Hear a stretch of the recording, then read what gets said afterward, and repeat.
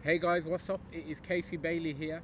I'm down at the local lake and woodlands near me, and I am going to teach you guys how to write a rap or a poem. A nice simple structure that you can follow, and when you're out in your nature walks, or maybe when you get home, maybe even when you're in your garden, this will give you an opportunity to write and reflect about what you see. Cool. So the process that we're going to follow is called a brat map. Okay, I've got a little one here, and I'm just going to break down for you the steps that you will follow to write your rap. Okay, so the first thing I'm going to tell you before we get into it is a lot of people think that they can't write. They think that they're not very good at writing, and that's because we make it scary for ourselves and we worry about it. So what I want you to do is not worry, not overthink it, not spend too much time stressing about it. Just try and follow this process and get some ideas down for yourself. Cool. So the first thing that you're going to do is you're going to come up with a topic. Okay? So on your map, that topic is going to go in the middle of the map. So my topic is going to be nature. Okay? So you just write your topic in the middle. Now, the second step is to come up with some key words that you're going to focus on when you're writing this rap or poem. And the reason that we do this is we want to stay on a theme. We want to keep something in our mind that allows us to have a nice flow and make sure that our writing means something. Now, you could use this process and write about anything, but for today, I'm definitely going to write about nature. And the way that I'm going to pick my 4 key words is I'm going to use some of these cards. So, first one, touch. Okay, so what can I touch? I can feel the grass. The grass is just a little bit wet. So I can feel this grass, and the grass is wet. So I'm going to write wet. Wet is the word I'm going to go for. It's only a little bit wet. Don't worry about me sitting in it. Okay, so my first key word is wet. The next card I'm going to use is the look card. Okay, and if I look over my shoulder, I can see a lake. It's a beautiful lake. Okay, so looking over my shoulder, I can see the lake. My next word, the card I'm going to use, is the listen card. Okay, listen. If I listen, I can hear birds. I can hear all types of birds. I can hear the ducks. I can hear some pigeons, I think. I can hear some nice little lovely tweeting. I don't know what birds that's coming from, but I'm going to write down birds. Okay? And the last thing, go on a bug hunt. Wow, I'm not going to leave you and go on a bug hunt because you're with me and you're here for this, but I can see flies everywhere. So the bug that I'm going to write down is flies. Okay?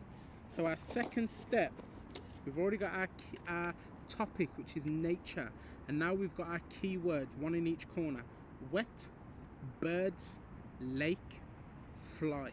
Okay, the third step that we're going to follow is to come up with some rhyming words. Now we're going to come up with 3 extra rhyming words in each box, so in the end we're going to have 4 words in each box, and that's going to let us write a 16-line poem or a 16-bar rap. Okay, so where should I start? Wet. What rhymes with wet? Net. Forget. Sweat. Okay, next word, lake. What rhymes with lake? Cake. Make. And take.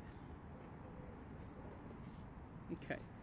Next word is flies. Funnily enough, there's a fly trying to land on me as I'm saying it. Okay, so what rhymes with flies? Disguise. Ooh. Surprise. And skies. Next and final word that I need to find some rhymes for is birds. So birds, words,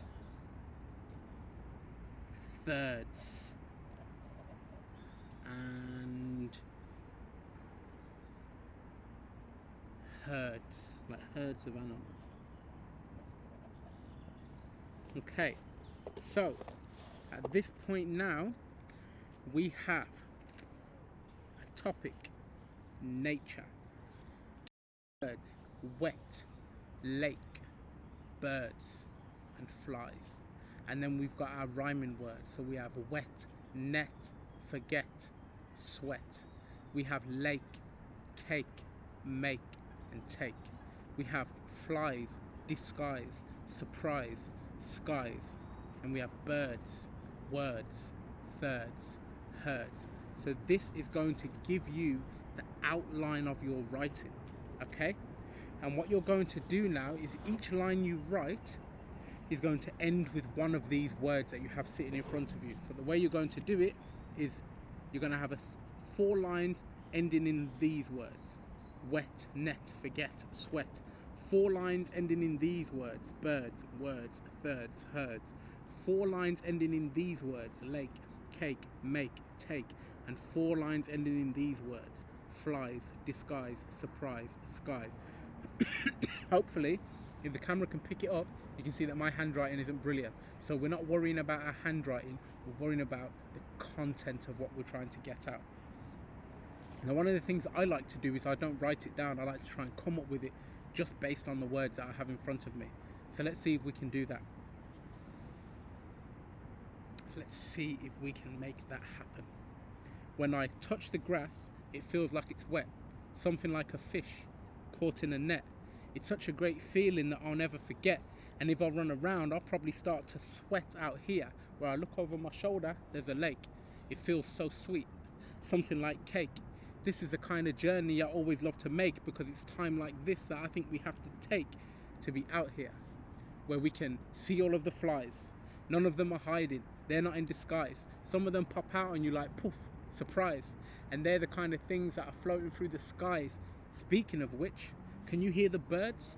They are just chirping, but it's like they're saying words. Sometimes I like to break my day up into thirds and move with the birds in the swarms and the herds. I'm not quite sure about that last part. Okay, so that is your technique. Okay, let's just run through it one more time. You've got your topic, your key words, and your rhyming words. And you're going to use those to build your rap or your poem. Now I'm going to give you some tips. Try to follow the process. It's easy to get a good idea and stop following the process and try and chase this new rhyme that you've come up with. And what sometimes happens if you do that, and I've done this workshop in loads of different places, and what sometimes happens is you get a really good line, but then you lose focus. A second tip is write your lines nice and long. So if you write, I was by the lake, I was eating cake, that was a mistake. You pack the words together so closely, it becomes really difficult to make sense. So give yourself some space. When I look over my shoulder, I can see the lake. That time then gives me more time to make sense of the next line. And the biggest tip for me is trust yourself. Don't be scared, don't be nervous, don't be worried. This is something that you can do. It's not something that anyone needs to judge you on. It's not something that you need to compare to anybody else. You can literally just do it yourself and enjoy it. The last thing I will say is get outside in the nature. Get outside, go to your local field, go to your local lake, go to your local forest or woodland, go in your garden, go outside your house and experience what's out there, because the best things we can do for writing is, the main one is experience things.